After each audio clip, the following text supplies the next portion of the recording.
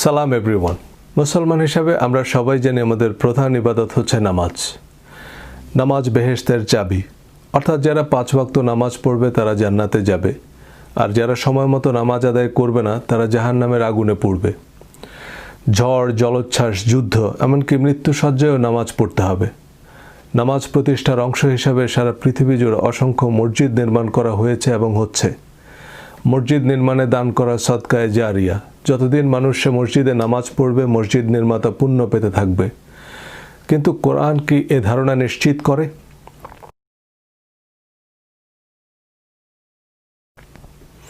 কোরআনে 82 বার সালাত বা নামাজের কথা বলা হয়েছে বলে আমরা জানি, কিন্তু কি বলা হয়েছে? এই ভিডিওতে তার ডিটেল আলোচনা করব ইনশাআল্লাহ। বেসড অন মাই আন্ডারস্ট্যান্ডিং, কোরআনে সালাত দ্বারা কেবল আমাদের পরিচিত প্রচলিত নামাজকে বোঝানো হয়নি, বরং এর অর্থ অনেক ব্যাপক। পরিচিত এবং প্রচলিত নামাজকে জাস্টিফাই করতে হলে হাদিস এবং ফিকাকে অব্লিগেটরি কমান্ডমেন্টস হিসাবে কনসিডার করতে হবে। বাট ইন দিস কেস, কোরআন যে সম্পূর্ণ, পরিপূর্ণ এবং একমাত্র ডিভাইন কমান্ডমেন্ট, কোরআনের এই ডিক্লারেশনকে ডিনাই বা ওভাররুল করতে হচ্ছে। হাদিস নিয়ে আমার 3 পর্বের ধারাবাহিক আলোচনায় প্রশ্নাতীতভাবে প্রমাণ করেছি যে Quran clear, complete, detailed and only divine commandments. এই আলোচনা আমি কেবলমাত্র কোরআনের ভিত্তিতেই করব। কোরআনের বাইরে তাফসির, হাদিস, ফিকা বা ঐতিহাসিক ধারাভাষ্য সত্য, মিথ্যা, জাল, জয়ীফ, উদ্দেশ্য প্রণোদিত যে কোনো কিছুই হতে পারে। বিতর্কিত পীর, কথিত সুফি সম্রাট দেওয়ানবাগীও কিন্তু কোরআনের তাফসির লিখেছে। ইসলামের ইতিহাস বিভাগের কোনো ছাত্র বা শিক্ষককে জিজ্ঞেস করবেন যে ইসলামের ইতিহাসের প্রধান ধারাভাষ্যকার বা ঐতিহাসিক কে? উত্তর মিলবে পি.কে. হিট্টি বা ফিলিপ.কে. হিট্টি। তিনি ছিলেন লেবানিজ আমেরিকান খ্রিস্টান। ব্রিটিশ উপনিবেশিক শাসনামলে আমেরিকান ইউনিভার্সিটি বৈরুতে লেখাপড়া করেন। এরপর কলম্বিয়া ইউনিভার্সিটিতে পিএইচডি, প্রিন্সটন, হার্ভার্ড এবং জর্জ ওয়াশিংটন ইউনিভার্সিটিতে অধ্যাপনা করেন। প্রফেসর হিট্টি ছাড়াও ইসলামের ইতিহাসবিদদের তালিকায় অমুসলিম বা সেকুলারদেরই প্রাধান্য। সেই ইতিহাস বা অসমর্থিত স্টেটমেন্টকে আমরা এখন এতটাই ধ্রুব সত্য মনে করি যে এর মাধ্যমে আমরা কোরআনের সত্যকে ওভাররুল করছি। হাদিস নিয়ে আমার ভিডিওগুলো মনোযোগ দিয়ে দেখলে একমত হবেন যে একটা মিথ্যা, মিসলিডিং হাদিসের নিঃশর্ত বিশ্বাসী আমাদের পথ ভ্রষ্ট হওয়ার জন্য যথেষ্ট। ভিডিও ডেসক্রিপশনে 3টি ভিডিওর লিঙ্ক দেয়া আছে। এনিওয়ে, নামাজ শব্দটি ফার্সি, যার অ্যারাবিক ইকুইভ্যালেন্ট হচ্ছে সালাত। কোরআনে সালাত শব্দটির বহুমাত্রিক ব্যবহার হয়েছে। এই ভিডিওতে আমি প্রচলিত অর্থে সালাত বলতে নামাজ শব্দটি ব্যবহার করব। কোরআনে নামাজের কোনো ডিটেল তো নেই, বরং পূর্ব ধারণা না থাকলে কোরআনে সালাতের আয়াতগুলো থেকে কেউ নামাজের পরিচিত স্ট্রাকচার সম্পর্কে সামান্যতম কিছু অনুমানও করতে পারবে না। আমরা আমাদের ছোটবেলায় নামাজের পুরো স্ট্রাকচার মুখস্থ করেছি। শরীর পাক, কাপড় পাক, নামাজের জায়গা পাক, কেবলামুখী হওয়া, রুকু করা, সিজদা করা ইত্যাদি। সেই পূর্ব নির্ধারিত সিদ্ধান্তের উপর ভিত্তি করেই কেবল বিচ্ছিন্ন বিক্ষিপ্তভাবে এখানে রুকুর কথা বলা হয়েছে, বা এই যে এখানে সিজদার কথা আছে, ওইখানে কিয়ামের কথা আছে, এই যে এর অর্থ জামাতে নামাজ আদায় করা, বা এই আয়াতের অর্থ নির্দিষ্ট সময়ে নামাজ আদায় করা ফরজ, এভাবে কিছু ধারণা পাওয়া যাবে। কিন্তু কিয়াম, রুকু, সিজদায় শব্দগুলো দিয়ে কেবল কনফার্মেশন বায়াসড হলেই নামাজের কিয়াম, রুকু, সিজদা বোঝা সম্ভব। দৈনন্দিন আরবিতে, এমনকি কোরআনের ভিন্ন ভিন্ন কনটেক্সটে শব্দগুলোর অর্থ দেখলে আপনি পরিষ্কার বুঝবেন যে there is a huge communication gap. নামাজকে কেন্দ্র করেই মুসলমানদের মধ্যে এত এত মাযহাব, উপমাযহাব। কারণ কোরআনে তো নামাজের স্ট্রাকচারাল কোনো গাইডলাইন নাই, সাথে হাদিসকে যুক্ত করলেও নামাজের সর্বসম্মত স্ট্রাকচার দাঁড় করানো সম্ভব নয়। তাই মাযহাবের ইমামদের মতকেও বিবেচনায় নিতে হবে। আহলে হাদিস, সালাফি বা লা মাযহাবিরা মাযহাব মানে না দাবি করলেও তারা কার্যত নাসিরউদ্দিন আলবানির মাযহাব, ইবনে উসাইমিন, ইবনে বাজ বা তাদের আলেমদের মত অনুযায়ী নামাজ পড়ে। অথচ আমাদের পরিচিত প্রচলিত নামাজের এভরি সিঙ্গেল ডিটেল দেওয়ার জন্য কোরআনের 8 থেকে 10টা আয়াতই যথেষ্ট ছিল। দিনে 50 রাকাত নামাজ পড়লেও প্রতি রাকাত তো একই রকম, সুতরাং 1 রাকাতের ডিটেল দিলেই তো হলো। যে নামাজের নিয়তে কেবলামুখী হয়ে কাঁধ বরাবর 2 হাত তুলে আল্লাহু আকবর বলে নাভির নিচে হাত বাঁধো, অতঃপর সূরা ফাতিহা এবং ন্যূনতম 3 আয়াত কোরআন তেলাওয়াত করো, আল্লাহু আকবর বলে রুকুতে যাও, রুকুতে দাঁড়ানো থেকে সামনে ঝুঁকে মাথা ও পিঠ সমান্তরালে রেখে 2 হাত দিয়ে 2 হাঁটু স্পর্শ করবে এবং ন্যূনতম 3 বার সুবহান রাব্বিয়াল আজিম তাসবিহ পাঠ করে সামি আল্লাহু লিমান হামিদা বলে উঠে দাঁড়াও। আল্লাহু আকবর বলে সিজদায় যাও। সিজদায় হাঁটু গেড়ে বসে কপাল মাটিতে ছোঁয়াবে। 2 হাতের তালু কান বরাবর মাটিতে লাগানো থাকবে এবং সুবহান রাব্বিয়াল আলা ন্যূনতম 3 বার পড়ে তাকবীর বলে উঠে বসে একইভাবে দ্বিতীয় সিজদা করো। দেন তাকবীর বলে সোজা দাঁড়িয়ে যাও। দ্বিতীয় রাকাতের সিজদার পর বসে তাশাহুদ পড়ো। শেষ রাকাতের সিজদার পর তাশাহুদ, দুরুদ এবং দোয়া পড়ে ডানা বাঁয়ে সালাম দিয়ে নামাজ শেষ করো। এই তো। আর কোন নামাজ কত রাকাত করে কখন পড়তে হবে? সূর্যোদয়ের আগে 2 রাকাত ফজর, মধ্যাহ্নে 4 রাকাত জোহর, বিকালে 4 রাকাত আসর, সূর্যাস্তের পর 3 রাকাত মাগরিব, রাত গভীর হওয়ার আগে 4 রাকাত এশার নামাজ। এই 5 ওয়াক্ত নামাজ পড়লে তাদের বেহেশত কনফার্ম, আর না পড়লে তাদের জ্বলন্ত অগ্নিকুণ্ডে নিক্ষেপ করা হবে। বলুন, আল্লাহ 6000-এরও বেশি আয়াত নাজিল করেছেন যাতে আমাদের প্রধান ইবাদত, যা ধনী গরিব, সুস্থ অসুস্থ, মৃত্যু পথযাত্রী সকল মুসলমানের জন্য সর্বাবস্থায় ফরজ, তার এটুকু স্পেসিফিকেশন তো দেনইনি, বরং কোরআনে বর্ণিত সালাতের শব্দগুলো দিয়ে প্রচলিত নামাজ বোঝানো হয়েছে, এটা পূর্ব ধারণা ছাড়া বোঝা প্রায় অসম্ভব। এই ভিডিওতে কোরআনে নামাজের যে বর্ণনা তা বিশ্লেষণ করব। কোরআনের 2 আয়াত আল্লাহ রোজার স্পেসিফিকেশন দিয়েছেন। Those 2 verses covers everything you need to know about fasting. নামাজের এই ডিটেলটুকু কোরআনে আল্লাহ দেননি, কিন্তু আমাদের প্রচলিত নামাজের যে বিবরণ, কোরআনে তার ডিটেল দেওয়া তো অসম্ভব ছিল না। একটু আগেই আমরা 2 মিনিটের কম সময়ে নামাজের স্ট্রাকচার আলোচনা করলাম।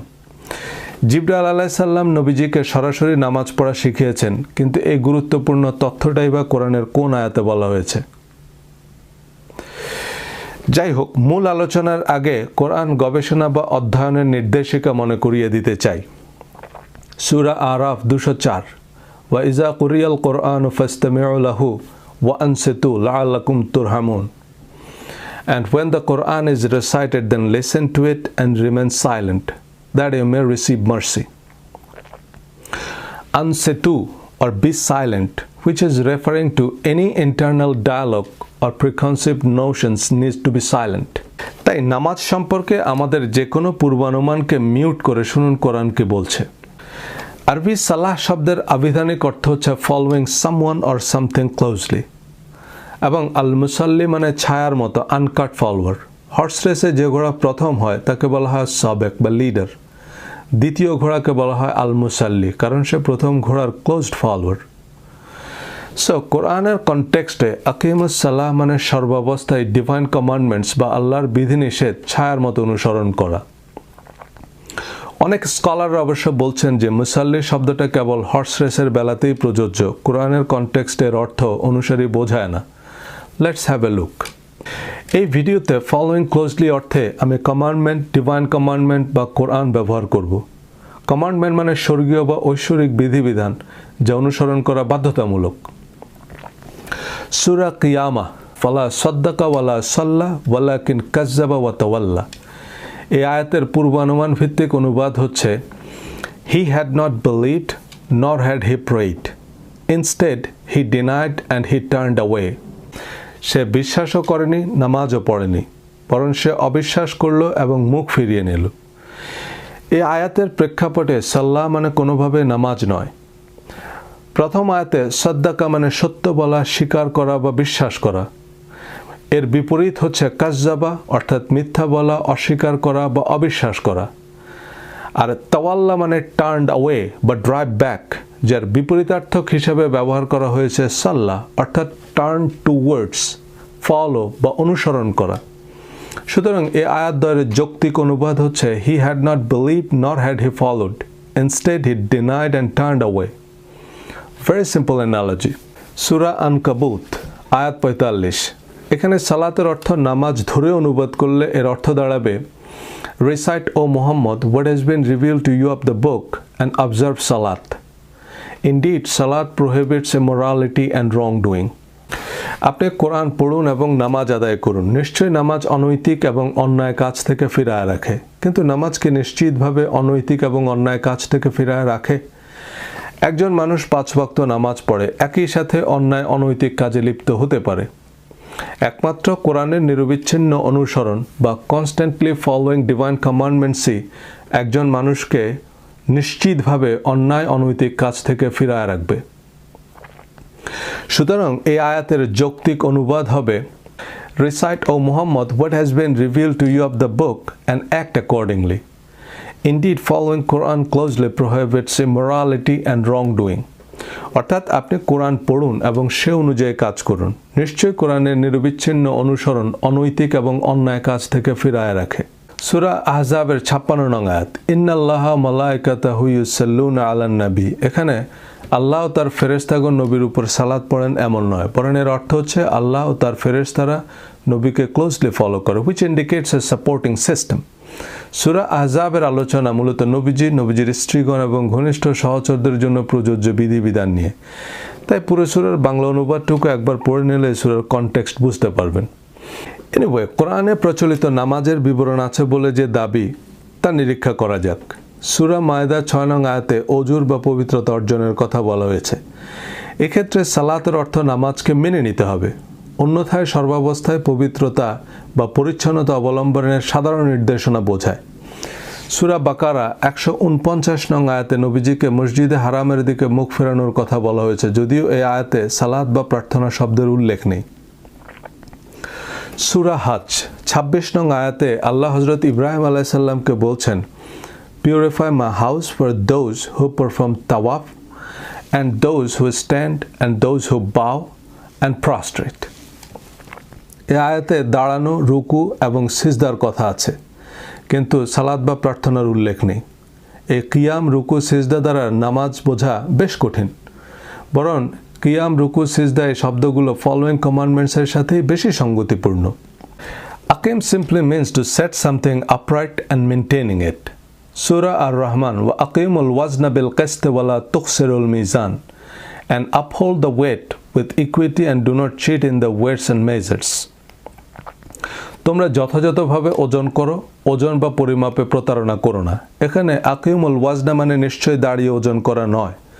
So aqimus salah simply means uphold the divine commandments laid out in the Quran. এর থেকে নামাজের কিয়াম অর্থ করা বেশ কঠিন, এবং সালাতের অর্থ যদি হয় আল্লাহর সব আদেশ নিষেধ মেনে চলা, তবেই কেবল সালাত জান্নাতের চাবি। কিন্তু নামাজ অর্থে সালাত কখনোই বেহেশতের চাবি হতে পারে না। তাহলে তো কোরআনের বাকি কমান্ডমেন্টসের আলোচনা অর্থহীন।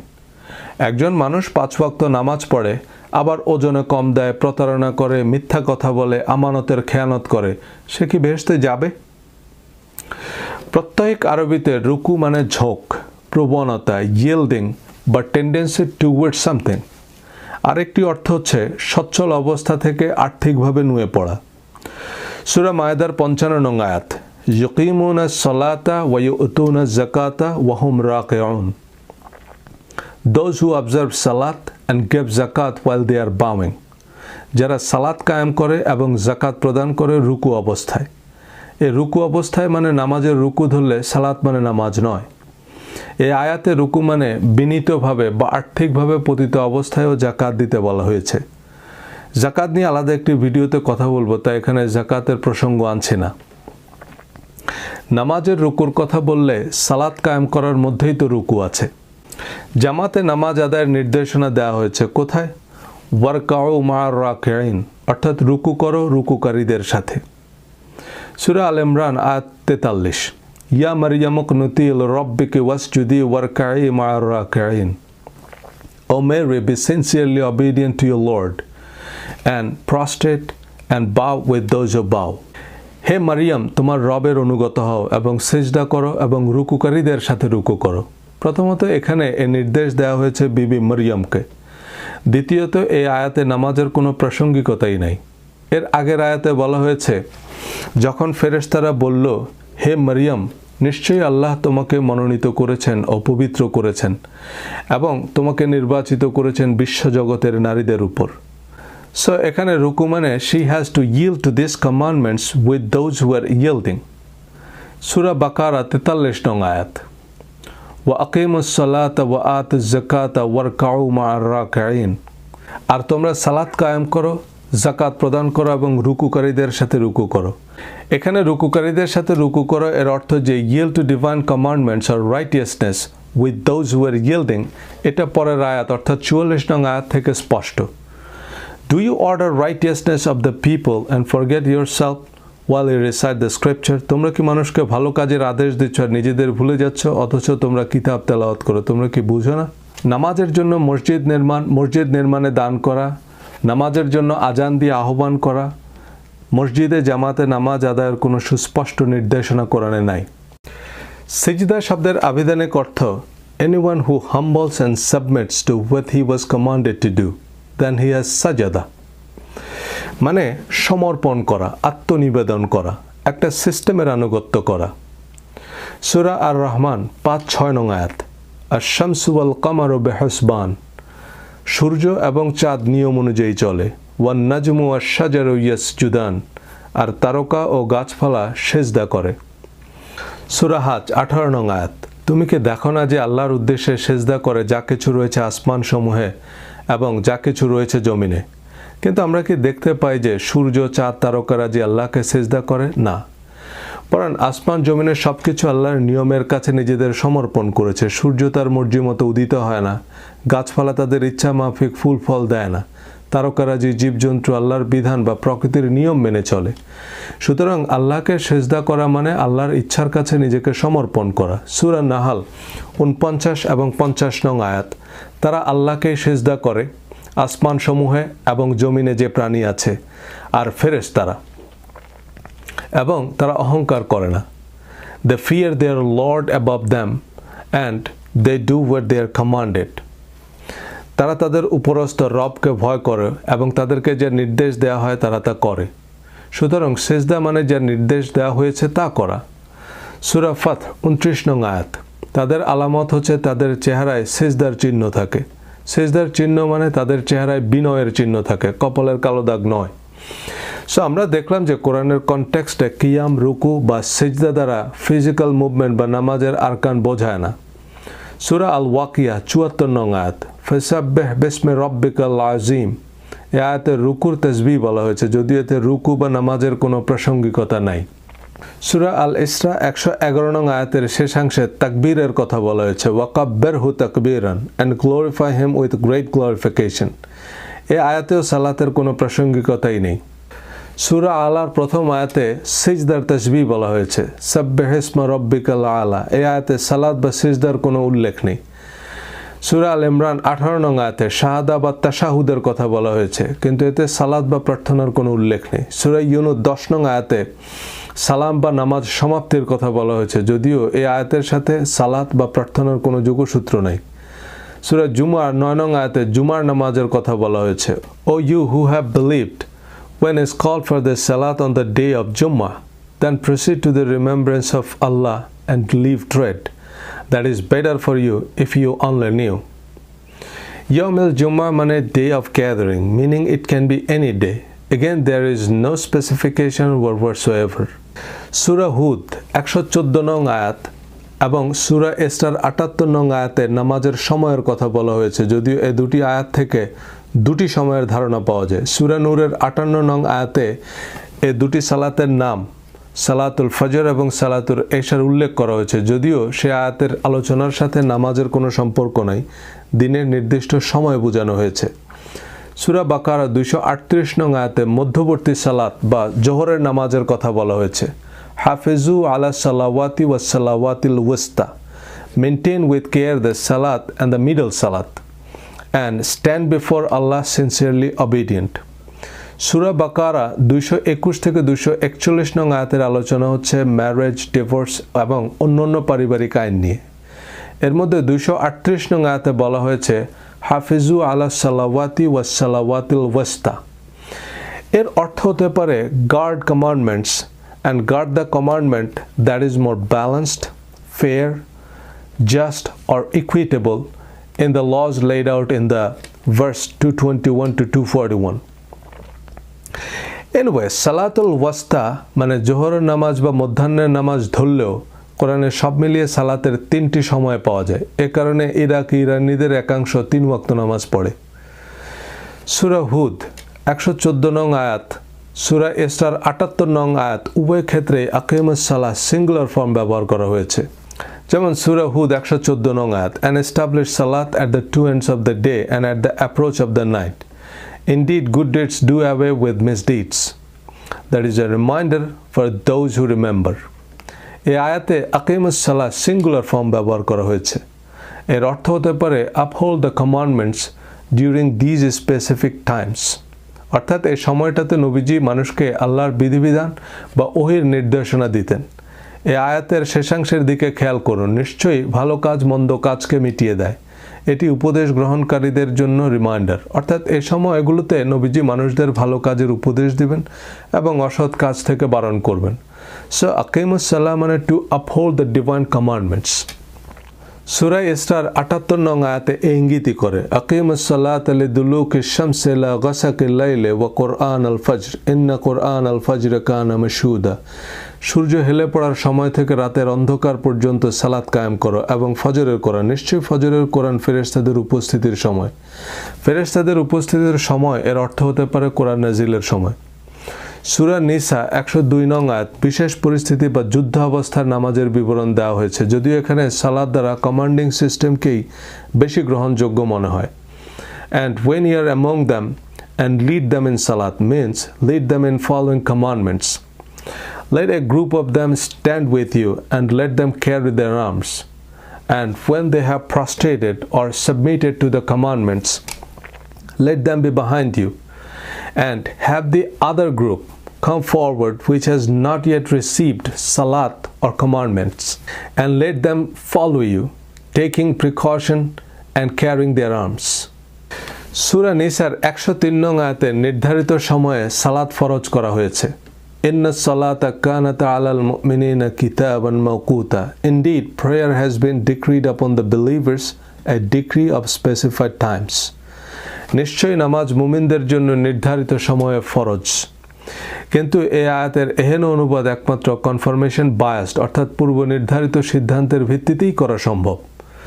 সালাতের অর্থ যে ফলোয়িং ডিভাইন কমান্ডমেন্টস বা কোরআন, তা এখানে বেশ স্পষ্ট। এই আয়াতের সহজ সরল অনুবাদ, ইনডিড সালাত or commandments upon the believers is a book that is স্কেজুয়ালড।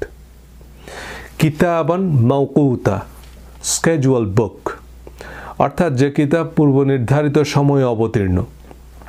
এখানে কিতাবান অর্থ ডিক্রি বা ফরজ এবং মাওকুতা মানে নির্ধারিত সময় বলা হচ্ছে, কিন্তু এখানে কিতাব দ্বারা ফরজ নয় বরং নাজিলকৃত কিতাব বোঝানো হয়েছে, তা পরের আলোচনা থেকে আরও স্পষ্ট। Indeed, we have revealed to you the book in truth, so you may judge between the people by that which Allah has shown you. নিশ্চয়ই আমি তোমার উপর সত্য কিতাব নাজিল করেছি যাতে তুমি মানুষের মধ্যে বিচার সালিশ করো সে অনুযায়ী যা আল্লাহ তোমাকে দেখিয়েছেন। আমরা দেখলাম কোরআনে প্রদত্ত নামাজের বিবরণ। এই বিবরণ থেকে নামাজের পরিচিত স্ট্রাকচার বের করা একেবারেই অসম্ভব। কিন্তু নামাজ আমাদের প্রধান ইবাদত হিসাবে কি এর সুনির্দিষ্ট গাইডলাইন কোরআনে থাকা উচিত নয়? অন্তত এই নামাজ আদায়ের সহি পদ্ধতি যে জিবরাইল আলাইহিস সালাম নবীজিকে শিখিয়েছেন, অন্তত এই তথ্যটুকু তো কোরআনে থাকা দরকার ছিল। বরং সালাত দ্বারা ফলোয়িং কোরআনিক কমান্ডমেন্ট ক্লোজলি এটাই বেশি স্পষ্ট। জান্নাতের প্রকৃত চাবি শীর্ষক একটি ভিডিওতে কোরআনের সুস্পষ্ট বর্ণনা অনুযায়ী কারা জান্নাতের প্রবেশাধিকার পাবে এবং জান্নাতের প্রবেশাধিকার সম্পর্কিত কমান্ডমেন্ট নিয়ে আলোচনা করেছি।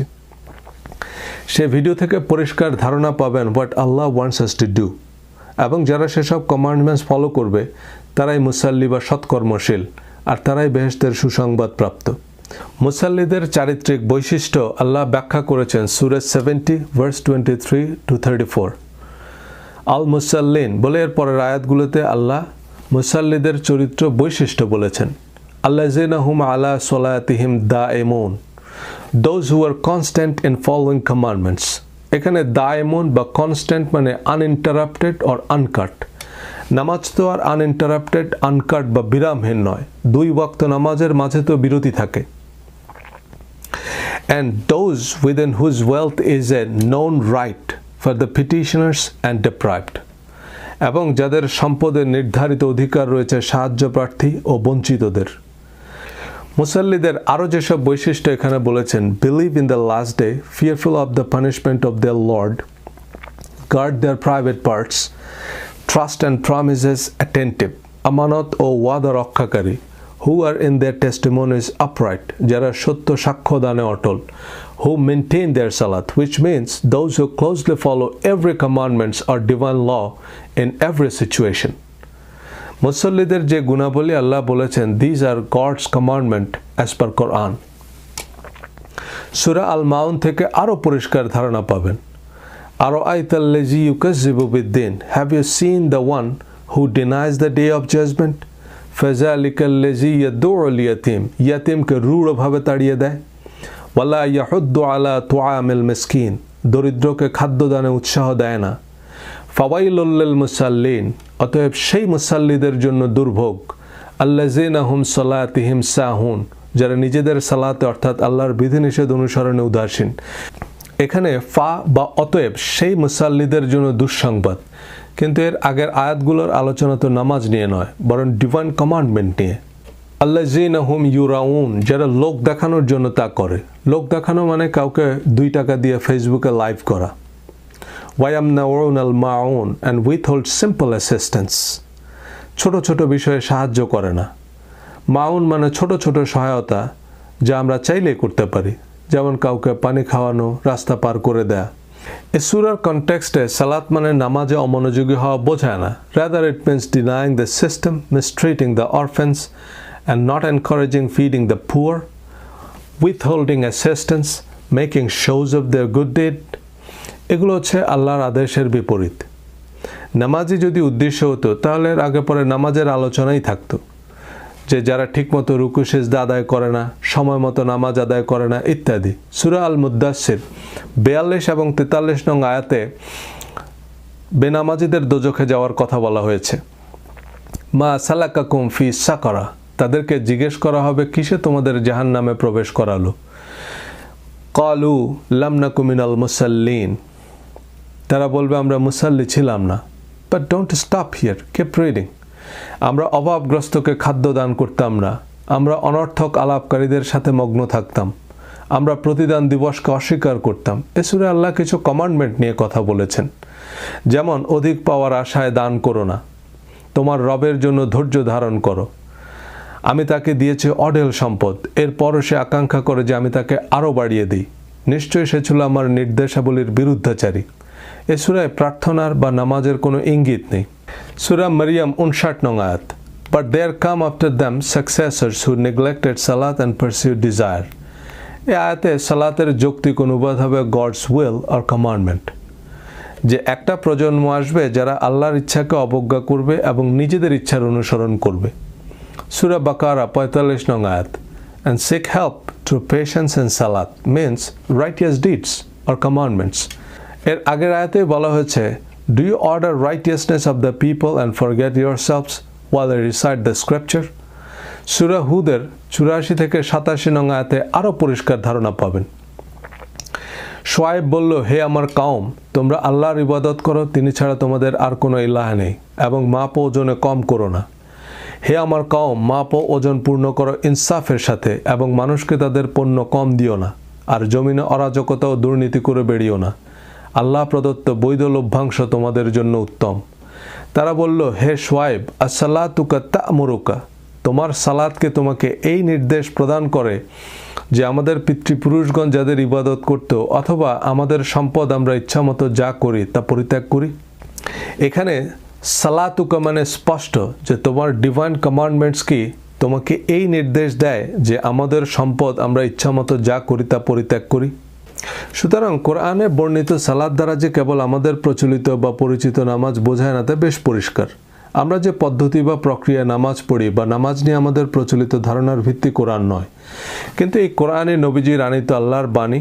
এই কোরআনই আমাদের জন্য সম্পূর্ণ, পরিপূর্ণ এবং অনুমোদিত বিধান। এই কোরআনের বাইরে নবীজির নামে আর কারো কোনো রেওয়ায়েত বা বর্ণনাকে শরিয়ার ভিত্তি হিসাবে নেয়ার কোনো সুযোগ নেই।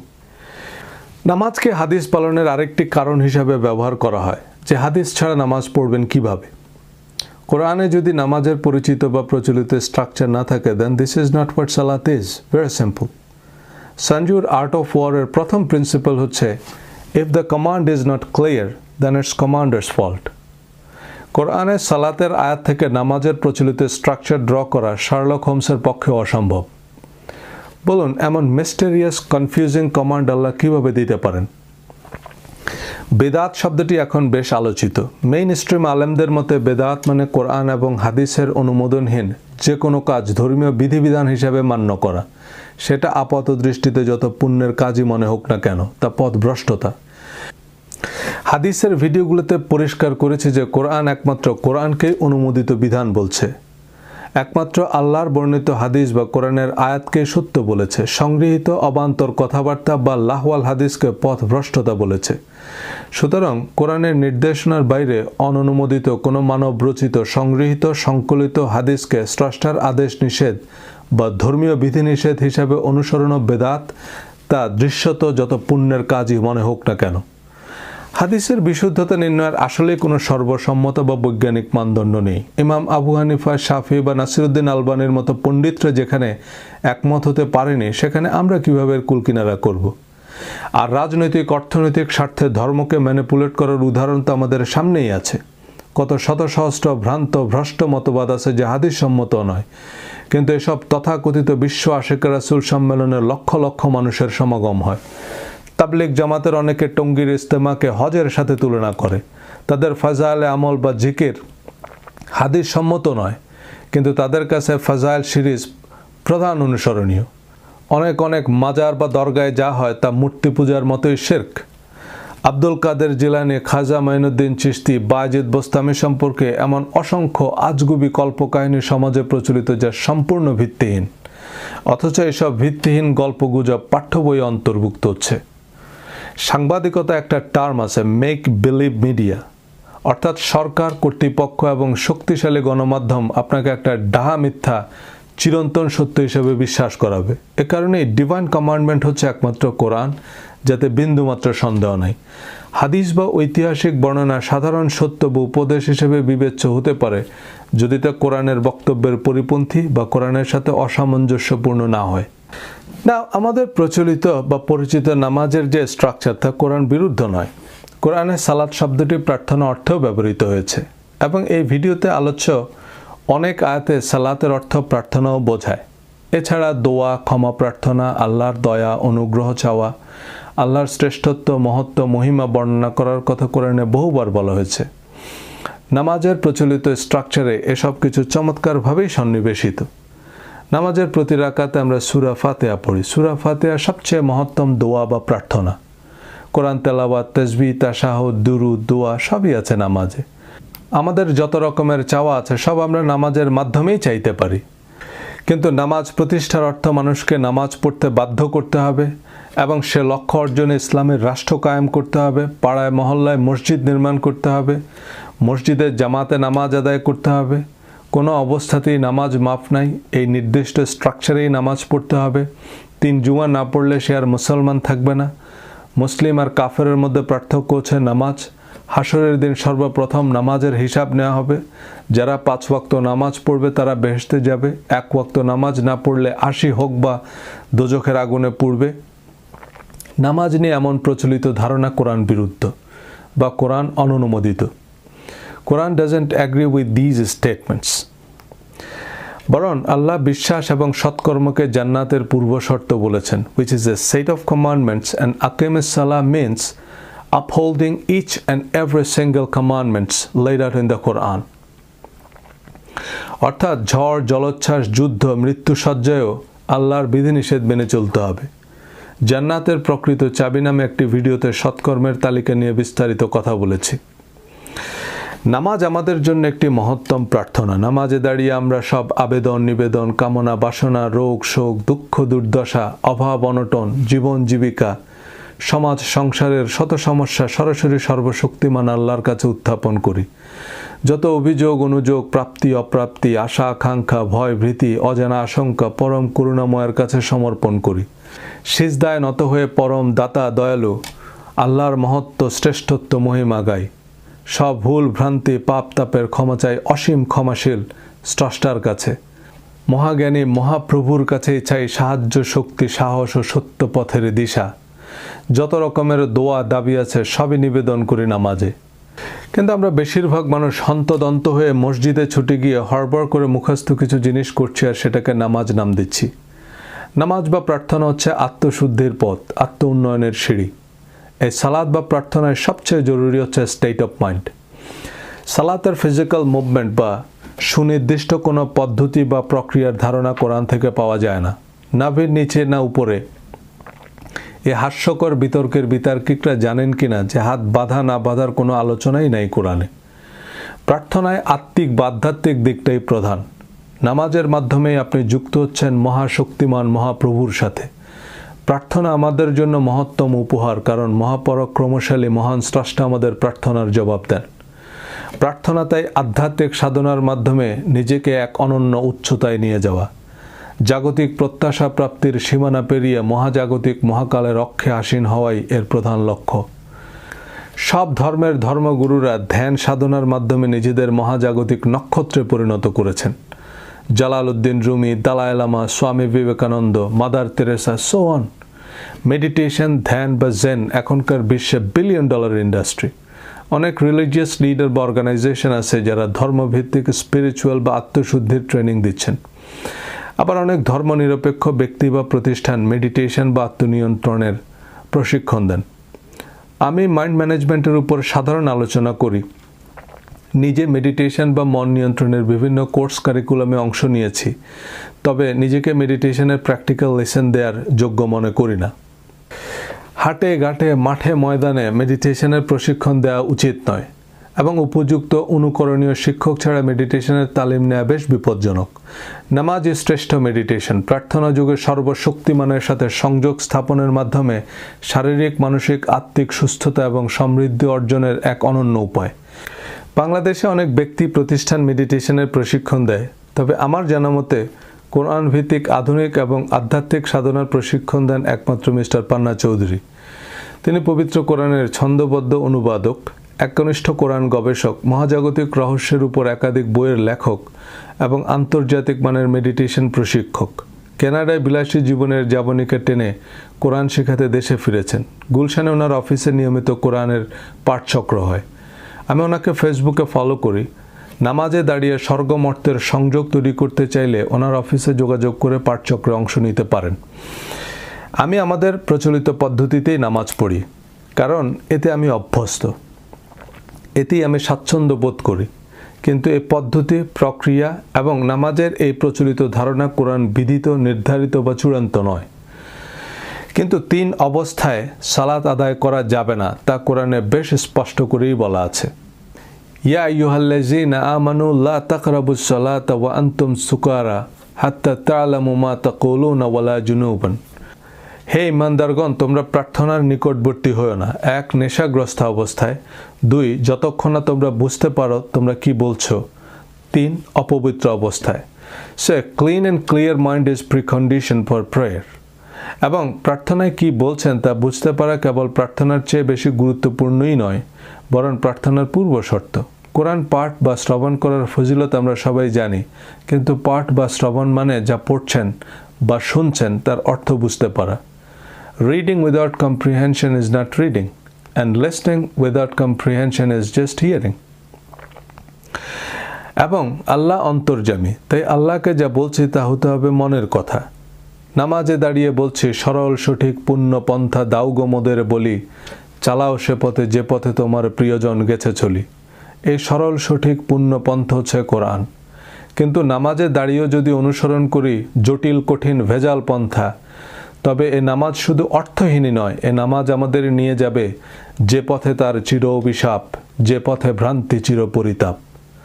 এ কারণেই আমরা 5 ওয়াক্ত নামাজ পড়া অনেককেই দেখি কোরআন নিষিদ্ধ অসৎ অপকর্মে ডুবে থাকতে। তো হারাম শরীফের ইমামরা কি কম জানে? এ জাতীয় কমেন্ট করে বিব্রত করবেন না। হারাম আইনের খতিব হওয়ার প্রধান শর্ত মোহাম্মদ বিন সালমানের আনুগত্য। কোরআনের সত্য বলার অপরাধে কত শত সহস্র ইসলামী স্কলারকে ওহাবি মুফতিদের রোশানলে পড়তে হয়েছে। সৌদি বাদশাহদের আক্রোশের তরবারিতে প্রাণ দিতে হয়েছে তার হিসাব নেই। কাবা শরীফের ভিতরও একসময় 360টি মূর্তি রাখা ছিল। হারাম শরীফের ইমামদের নিঃশর্ত অনুসরণের কোনো নির্দেশনা কোরআনে নেই। কোরআনকে ওভাররুল করে হারাম আইনের খতিবদের অনুসরণ করলেও সে পথ ভ্রষ্ট, অভিশপ্ত। সবশেষে আবারও বলছি, আলোচনা আমার ব্যক্তিগত অভিমত based on my understanding of Quranic narration. You should definitely follow whatever make sense to you. এবং এই আলোচনায় যদি তথ্যগত বা বিশ্লেষণে কোনো ভুলভ্রান্তি থাকে, ভিন্ন মত থাকে, স্পেসিফিক রেফারেন্স সহ টু দ্য পয়েন্ট কমেন্ট করবেন। ভুল সংশোধনী বা সম্পূরক আলোচনা করব, প্রয়োজনে ভিডিও ডিলিট করে ফেলব।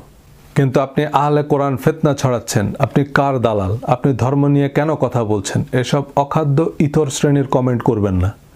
আমি কোরআনের কথা বলছি। আহলে কোরআন কী বা কারা তা আমি জানি না, জানার প্রয়োজনও মনে করি না। তবে কোরআনের অনুসরণকে যারা ফিতনা মনে করেন, তারা একই সাথে নিজেদের মুসলমান মনে করেন কিভাবে? আর আমার ধর্মের আলোচনায় যাদের আপত্তি, আপনার সমস্যা হচ্ছে আমার কথাগুলো আপনার কমন পড়ছে না। আপনার একান্ত পছন্দের কিছুই যদি শুনতে চান, নতুন কিছু না শোনাই ভালো। আল্লাহ আমাদের সবাইকে সরল সঠিক পূর্ণ পন্থায় অবিচল রাখুন। আমিন। মা আসসালাম।